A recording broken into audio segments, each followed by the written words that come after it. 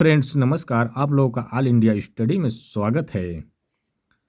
तो देखिए आज हम जो पढ़ेंगे हिंदी का पेडागोजी सेक्शन और गद्यांश पद्यांश 2023 में जितने पूछे गए हैं क्वेश्चन उसको आज हम हल कर लेंगे। तो आइए हम प्रश्न नंबर 1 देखते हैं।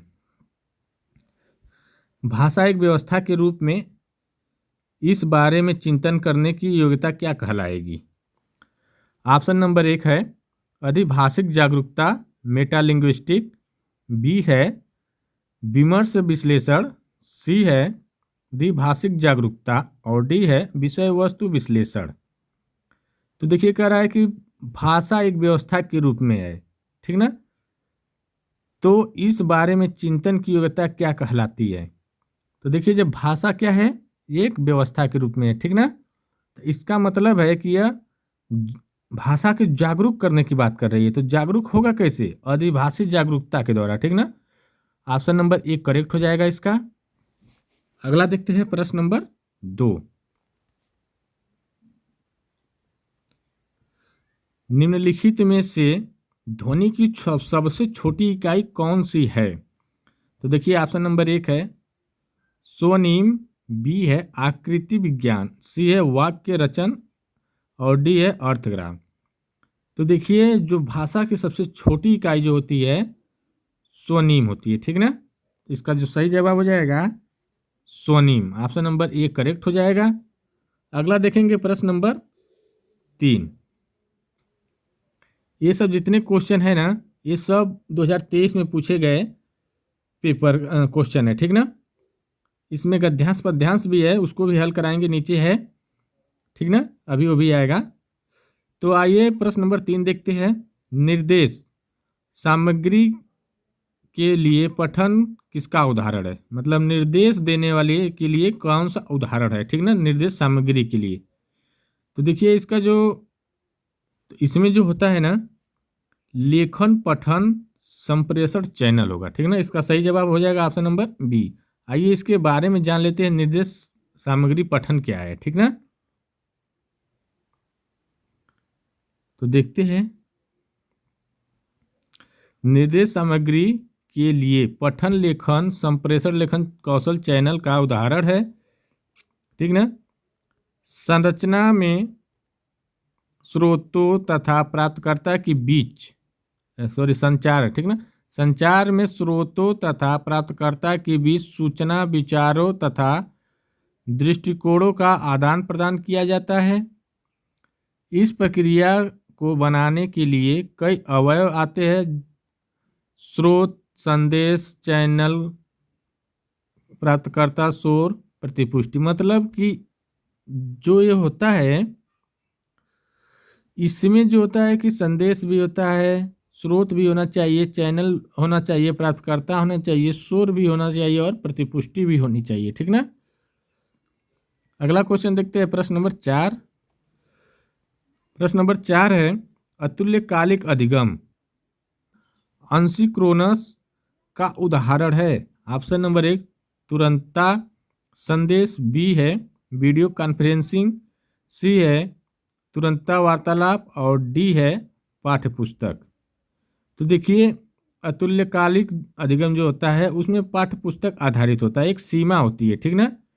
सीखने की अनुमति इसमें मिलती है, समय पर समय के भीतर ही सीखने की अनुमति मिलती है। एक निश्चित सीमा के अंदर क्या किया जाता है, सीखने की अनुमति दिया जाता है, ठीक ना।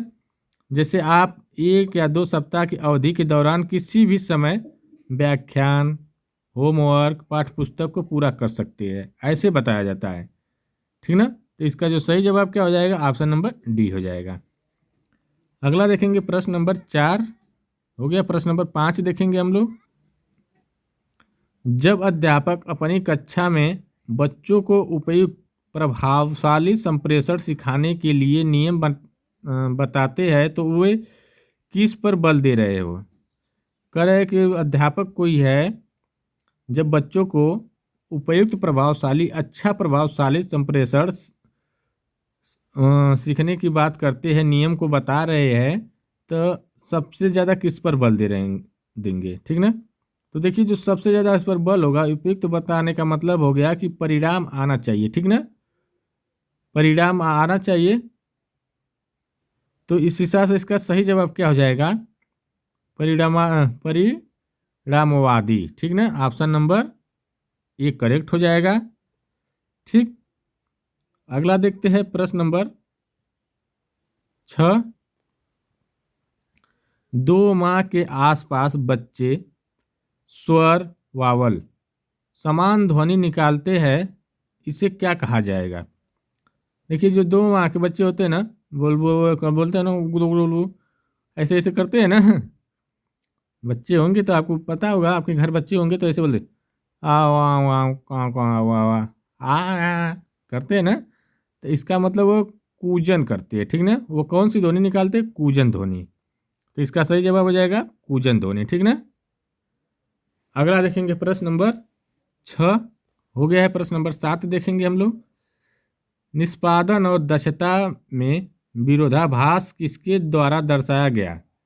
ऑप्शन नंबर 1 नेम चामस्की, बी है फर्डिनांड द सामर, सी है एडवर्ड सपीर, और डी है लियोनार्ड ब्लूमफोर्ड। तो देखिए, ये जो बताए है कि निष्पादन और दक्षता में विरोधाभास जो दर्शाता है, इसके बारे में जो बताए नेम चामस्की बताए। ठीक ना, तो इसका सही जवाब हो जाएगा name Chomsky. Option number A correct हो जाएगा। ठीक ना, प्रश्न नंबर 8 है। अभिव्यक्त्यात्मक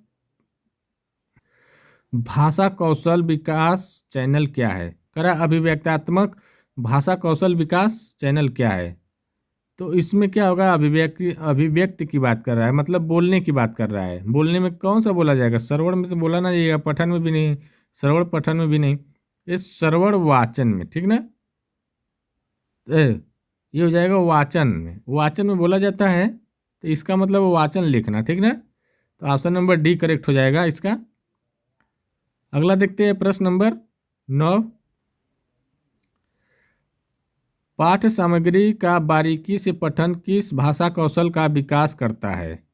तो देखिए, जो पाठ्य सामग्री जब बारीकी से जब पढ़ा जाता है ना, तो इसका मतलब है कि मौन पठन में ग्रहण किया जाता है बारीकी से पढ़ करके। ठीक ना, तो मौन पठन का मतलब हो जाएगा पठन। तो इसका ऑप्शन नंबर सी करेक्ट हो जाएगा। अब प्रश्न नंबर 10 देखेंगे। वाचन में कौन सा क्रम है? वाचन का मतलब होता है पहले वस्तु को, विषय वस्तु, उसके बाद वाचन करना, अभिव्यक्ति करना। ठीक ना, पढ़ना। तो इसका सही जवाब यहीं से हो जाएगा, ऑप्शन नंबर ए करेक्ट हो जाएगा। ठीक ना, पहले विषय वस्तु क्या है, उसके बाद उसको पढ़ना। ठीक ना, एक क्रम होता है। पढ़ना मतलब बोलना। पहले विषय वस्तु देखेंगे, अगर कुछ रहेगा तभी तो बोलेंगे उसको देख करके। मान लीजिए कुछ लिखा है तो इसको विषय वस्तु के रूप में मान लेते हैं इसको, तो पहले इसको हम देखेंगे तभी तो बोलेंगे ना। प्रश्न नंबर 11 है। निम्नलिखित में से किसे संकेत खोलने वाले डिकोडर के रूप में माना जाएगा? कह रहा है कि ऑप्शन 4 ऑप्शन दिया है, इसमें संकेत खोलने वाले डिकोडर के रूप में माना जाएगा। मतलब संकेत मतलब सिग्नल की बात कर रहा है। ठीक ना, तो संकेत ऑप्शन नंबर बी करेक्ट हो जाएगा, यहीं पर है तुरंत। ठीक ना, अब प्रश्न नंबर 12 देखेंगे। शब्द में अक्षर, पंक्ति में शब्द और पृष्ठ में पंक्तियाँ आपस में बहुत आसपास नहीं होनी चाहिए, यह किस ओर संकेत करता है? तो ऑप्शन नंबर ए लिखावट में सादगी, बी है लिखावट में एकरूपता, सी है लिखावट में अंतराल फासला छोड़ना, और डी है लिखावट में सुंदरता। जो हम पंक्ति छोड़ते हैं ना, और दोनों शब्द के बीच में जो अंतर होता है, तो इसका मतलब है लिखावट में फासला होना चाहिए। ठीक ना, अंतराल होना चाहिए। ठीक ना, तो इसका जो सही जवाब हो जाएगा ऑप्शन नंबर सी हो जाएगा। ठीक ना, नहीं होगा तो कहीं में मिल जाएगा तो पता नहीं चलेगा क्या लिखा गया, उसका अर्थ नहीं निकल पाएगा। ठीक ना, अगला देखेंगे प्रश्न नंबर 13। निम्नलिखित में से कौन सा भारत में अंग्रेजी भाषा की भूमिका के बारे में सही नहीं है? तो देखिए, ऑप्शन नंबर ए अंग्रेजी देश की सहकार्य कार्यकाल कार्यालयी भाषा है, ठीक ना। कह रहा है अंग्रेजी जो है देश की कार्यालयी भाषा है, बात तो सही है, कार्यालय में इसका प्रयोग किया जाता है, सहायता लिया जाता है। बी है अंग्रेजी न्यायालय की भाषा है, ये भी बात सही है, न्यायालय में बोला जाता है। और सी है अंग्रेजी आधुनिक दुनिया को परिचित करवाती है, ये भी बात सही है। और डी है अंग्रेजी भारतीय भाषाओं का स्रोत है, भारतीय भाषा का स्रोत हिंदी है, अंग्रेजी नहीं है, लेकिन हिंदी भी नहीं मानी गई है, भारत में कई भाषाएं बोली जाती है, ठीक ना। अगला देखेंगे प्रश्न नंबर 14, ग्राइशील भाषा कौशल विकास चैनल क्या है। तो देखिए ग्राइशील पूछ रहा है, ग्रहण वाली बात। तो ग्रहण किस में होता है, श्रवण में और पठन में, ठीक ना।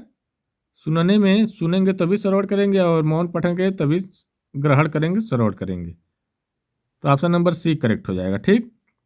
अब प्रश्न नंबर 15 देखते हैं, भाषा अर्जन उपकरण की अवधारणा किससे संबंधित है। तो ये कौन भाषा अर्जन की अवधारणा किसने दी है, तो इसका मतलब है नेम चामस्की ने दी है, ठीक ना। तो इसका सही जवाब हो जाएगा ऑप्शन नंबर बी। अब अगला क्वेश्चन देखते हैं प्रश्न नंबर 16। अब देखिए 16 आ गया, ये गद्यांश आ गया। गद्यांश से सवाल जो पूछे जाते हैं उसको पढ़ते हैं, उसके बाद उसका हल करते हैं। 16 से 23 तक क्वेश्चन रहेंगे, तो आइए हम पहले गद्यांश पढ़ लेते हैं। जंगल काटकर मैंने गांव खड़े किए, कस्बे और नगर बनाए, मैं भूमि के साथ बिकता रहा, फिर धीरे धीरे मैंने नगर बनाए, जिनमें कारखानों, मिलों और दैत्य शोर और धुआं उगलने लगा। मैं उनकी चिमनियों की छाया में रात दिन पसीना बहाता रहा।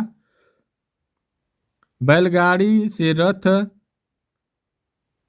से बने, हमने भाप से चलने वाले इंजन गढ़ लिए, इंजन जो जमीन पर दौड़ते थे, पानी पर तैरते थे। बैलगाड़ी रेल बनी और नाव जहाज बनी, ठीक ना। और नाव जहाज, रेल पानी में आग लगा, घंटों में सैकड़ों मील दौड़ने लगी। जहाज आसमान चुमती लहरों पर तूफानों में नाचने लगे, पर मैं वहीं का वहीं रह गया, वही का वही मजदूर, ठीक ना।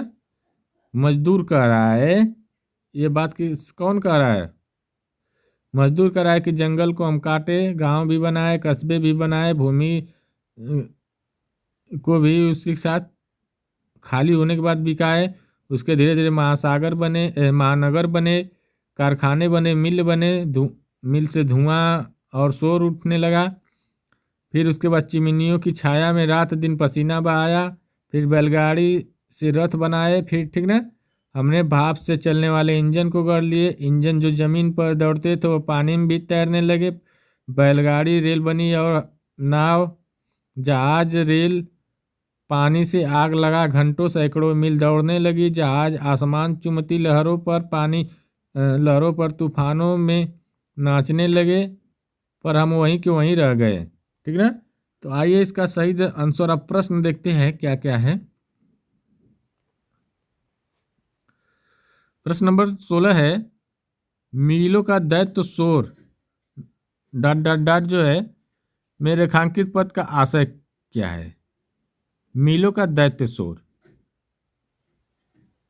ऑप्शन नंबर 1 है मीलों से निकलने वाली धीमी ध्वनि, बी है मीलों से निकलने वाली भयानक ध्वनि, और सी है मीलों से निकलने वाली दैत्याकार ध्वनि, और डी है मीलों से निकलने वाली दैत्य की ध्वनि। तो आइए देखते हैं, मीलों का दैत्य शोर ये रेखांकित है, ठीक ना। तो इसका मतलब जो होगा देखते हैं यहाँ पर, मीलों से निकले दैत्य ध्वनि, इसीलिए हम ऐसे समझा कर बता रहे हैं, ठीक ना। मीलों का दैत्य शोर और धुआं उगलने लगा, जिसकी चिमनियाँ चिमनियों की छाया में रात दिन पसीना बहाता रहा।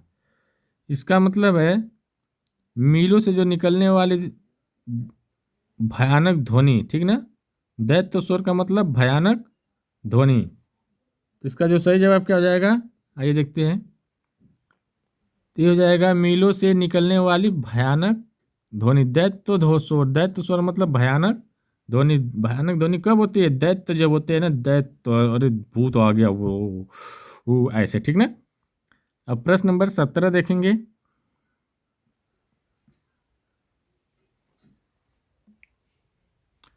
रात दिन पसीना बहाना वाक्य से तात्पर्य है। तो देखिए, रात दिन पसीना बहाना, इसका मतलब हो गया कि अथक परिश्रम करना, बहुत ज्यादा परिश्रम करना, ठीक ना। तो इसका सही जवाब क्या हो जाएगा, ऑप्शन नंबर सी हो जाएगा। अगला देखते हैं प्रश्न नंबर 18। वीडियो अच्छी लगे चैनल को लाइक शेयर सब्सक्राइब कर दीजिए, आप लोग का बड़े महान कृपा होगी। 18, बैलगाड़ी से रथ बने, भाप से चलने वाले इंजन गढ़ लिए, का भाव क्या है। इसका मतलब है कि मनुष्य क्या कर रहा है, विकास की बात कर रहा है ना, अपने विकास पकड़ रहा है, विकास की राह पकड़ रहा है, डेवलपमेंट कर रहा है। तो ऑप्शन नंबर 1 है मनुष्य की विकास की राह पकड़ ली। बी है मनुष्य को बैलगाड़ी से रथ बनाना आ गया, ये बात जरूरी थोड़ी ना है। सी है भाप से इंजन बनाने, भाप वाले इंजनों का आविष्कार कर लिया, बैलगाड़ी से रथ बनाना सरल कार्य था। तो देखिए, जब बैलगाड़ी से रथ बने, इसका मतलब यह है कि पहले बैलगाड़ी थी अब रथ बने, तो इसका मतलब क्या हुआ, प्रोग्रेस किए ना, विकास करना स्टार्ट कर दिए ना। तो इसका सही जवाब हो जाएगा ऑप्शन नंबर ए। देखिए कितना जबरदस्त क्वेश्चन दिया है, घुमा दिया है, ठीक ना। अब प्रश्न नंबर 19 देखेंगे। गद्यांश में किसकी बात कही गई है। ऑप्शन नंबर है जंगल काटने, बी है बैलगाड़ी, सी है रेलगाड़ी और डी मजदूर। गद्यांश में जो किसकी बात कही गई है, वहाँ पर जो की गई मजदूर की बात की गई, ठीक ना। मजदूरों ने सब किया, लेकिन वो वहीं की वहीं पड़ा रह गया वो, और सब लोग आगे हो गए। प्रश्न नंबर 20 देखेंगे। धीरे धीरे शब्द युग्म है, धीरे धीरे का मतलब क्या होगा। धीरे धीरे, देखिए जो धीरे धीरे दिया है ना, एक ही तरीके का दिया है, तो इसका मतलब ये हो गया कि पुनरावृत्त हो रही है ना, शब्दों का क्या हो रहा है, दो बार बोला जा रहा है, दो बार बोला जाएगा, जब दो से अधिक बार बोला जा रहा है, दो बार बोला जा रहा है, शब्द युग्म हो जाएगा, ठीक ना। शब्द युग्म मतलब पुनरुक्त शब्द का लेंगे, ठीक ना। शब्द युग्म का मतलब जो हुआ, मतलब दो शब्द को एक ही बार बोला गया, जोड़ दिया गया, तो इसका मतलब है पुनरुक्त शब्द। तो ऑप्शन नंबर बी करेक्ट हो जाएगा। अब प्रश्न नंबर 21 देखेंगे।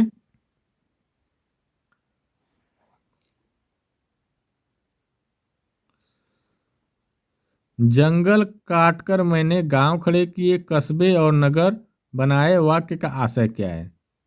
देखिए क्वेश्चन से जो ऑप्शन जो गद्यांश था उसमें जंगल काट के खड़े किए और कस्बे नगर बनाए, इसका मतलब क्या है। तो आइए समझते हैं। ऑप्शन नंबर 1 है गांव कस्बे और नगर बनाने के लिए जंगल काट दिए गए, नहीं, यहाँ पर इसका आशय ही नहीं होगा, ठीक ना। दूसरा है गांव कस्बों और नगर के लिए जंगल काटना अनिवार्य, ये भी नहीं। तीसरा है जंगल की भूमि साफ करके गांव कस्बों और नगरों का निर्माण किया, ठीक है। और चौथा है जंगल की अधिकता के कारण गांव कस्बों और नगरों का निर्माण असंभव था, ठीक है ना। तो ये बात सही लग रही है ऑप्शन नंबर सी, क्योंकि जंगल की भूमि साफ करके गांव और कस्बों और नगरों का निर्माण किया गया, ठीक ना, यही बात कही गई है। अगला देखेंगे प्रश्न नंबर 22। पानी 22 है रेल पानी में आग लगा, घंटों में सैकड़ों मील दौड़ने लगी। मतलब है कि इसका तात्पर्य पूछ रहा है कि रेल जब पानी में आग लगा, घंटों में सैकड़ों मील दौड़ने लगी। तो ऑप्शन नंबर 1 है भाप वाले इंजन की सहायता से तेज गति से यातायात के साधन बना लिए। बी है पानी में आग लगाने से रेल दौड़ने लगी। और सी है पानी में आग लगाना कठिन कार्य है। डी है पानी में आग लगाना आग का साथ संभव नहीं है। तो ये संभव और एक कठिन काम और ये दौड़ने लगी, इस बात से मतलब नहीं है। मतलब दौड़ने का मतलब है हो गया यातायात, क्या हुआ, साधन बना लिए, तेजी से यातायात हो गई, सहायता मिलने लगी, तेजी से गति करने लगी, ठीक ना। तो भाप वाले इंजन की सहायता से तेज गति से यातायात के लिए साधन बना लिए। ऑप्शन नंबर ए हो जाएगा, ठीक है। अब देखेंगे प्रश्न नंबर 23। 23 है, फिर धीरे धीरे मैंने महासागर बनाए, वाक्य में रेखांकित शब्द का कारक कर है, फिर धीरे धीरे, इसका फिर धीरे धीरे ये रेखांकित है, ठीक ना। मैंने महासागर बनाए, इसका मतलब वो क्या काम किया है, धीरे धीरे महासागर बनाए। इसका मतलब है कर्ता कारक संज्ञा का सर्वनाम कि जिस रूप से क्रिया करने वाले का बोध होता है उसे क्या कहते हैं, कर्ता कारक कहते हैं। तो इसमें कौन होगा, कौन किया, धीरे धीरे महासागर बनाया, मजदूर बनाया, तो मजदूर क्या हो गया, कर्ता हो गया। तो ऑप्शन नंबर बी करेक्ट हो जाएगा, ठीक ना। अब आइए प्रश्न नंबर 24 देखते हैं। देखिए 24 है, 24 से 30 तक जो है क्या है, गद्यांश है, ठीक ना। उपध्यांश था, ये गद्यांश आ गया। तो आइए पढ़ते हैं, इसके बाद उत्तर देते हैं। एक समय था जब प्राकृतिक ने मनुष्य को अपनी मुट्ठी में बंद कर रखा था। सभ्यता के विकास के साथ ही प्रकृति मनुष्य की दासी बन गई। अब ऊंचे ऊंचे भवनों में रहने वाले मानव ने अपने ऐसे आराम के लिए अनगिनत साधन जुटा लिए हैं। क्या जल, क्या थल, क्या अंबर, सभी मनुष्य के अधीन है। जब कोई ऐसा रहस्य नहीं जिसका व्यापक ज्ञान मानव को न हो। एवरेस्ट के सर्वोच्च शिखर को भी मनुष्य के सक्षम नतमस्तक होना पड़ा। इसका कारण है कि मानव का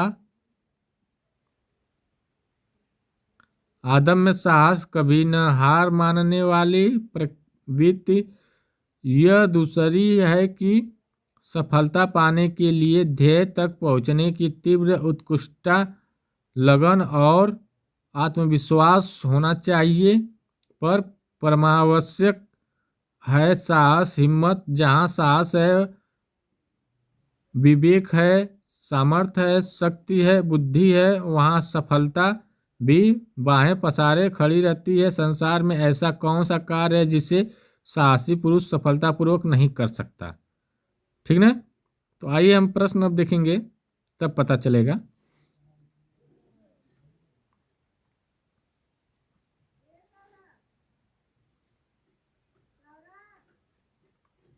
सभ्यता के विकास के साथ ही प्रकृति मनुष्य की दासी बन गई। वाक्य से आशय।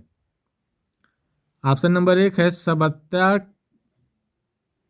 ने प्रकृति को अपनी दासी बना लिया।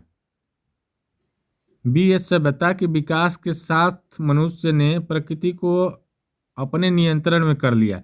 देखिए यहाँ पर जो वाक्य का आशय है, सभ्यता के विकास के साथ प्रकृति मनुष्य की दासी बन गई।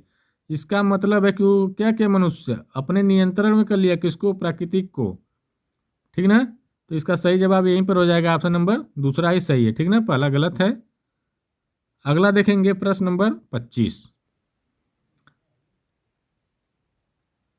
अब कोई ऐसा रहस्य नहीं जिसका व्यापन ज्ञान मानव को न हो। ये इससे तात्पर्य क्या है। ऑप्शन नंबर 1 है, मानव को रहस्य खोजने का शौक भी है, मानव की प्रवृत्ति खोजी होती है। सी है, मानव को प्रकृति के रहस्यों का भरपूर ज्ञान।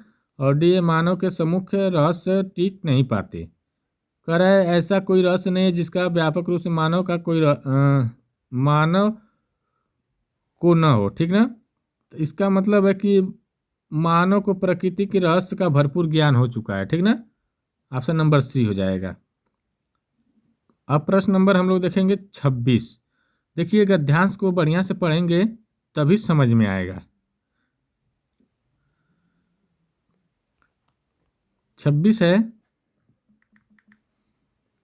गद्यांश के आधार पर मानव की प्रवृत्ति कैसी है। इसका मतलब है कि ये जुझारू बात कर रहा है, ठीक ना। मानव प्रवृत्ति कैसी है, जुझारू है। आप जहाँ बुद्धि हो, कर्म हो, शक्ति हो, स्वभाव हो, सफलता उसको चुमेगी। ठीक ना, बहुत मेहनत करते रहिए आप, सफलता जरूर चुमेगी।